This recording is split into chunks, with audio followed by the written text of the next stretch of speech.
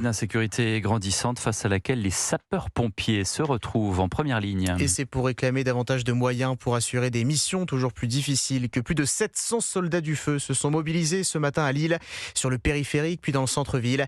Un cortège finalement bloqué par les forces de l'ordre et quelques tensions signalées. Le reportage du correspondant d'Europe 1 dans le Nord, Maximilien Carlier. Pompiers en colère, peut-on lire sur la façade du service départemental d'incendie et de secours. Gaz lacrymogène contre extincteur, affrontement en début d'après-midi entre forces de l'ordre et pompiers. Périphérique lillois bloqué par plusieurs centaines de soldats du feu.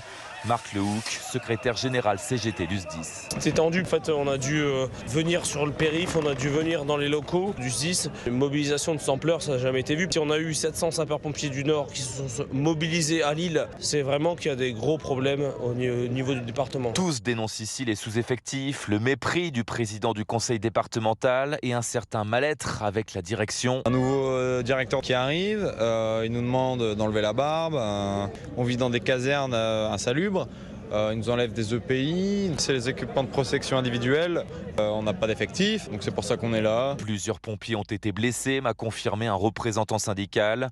Une manifestation tendue mais qui a fini par payer. Levée de l'interdiction du port de la barbe et 50 embauches à venir chez les pompiers du Nord.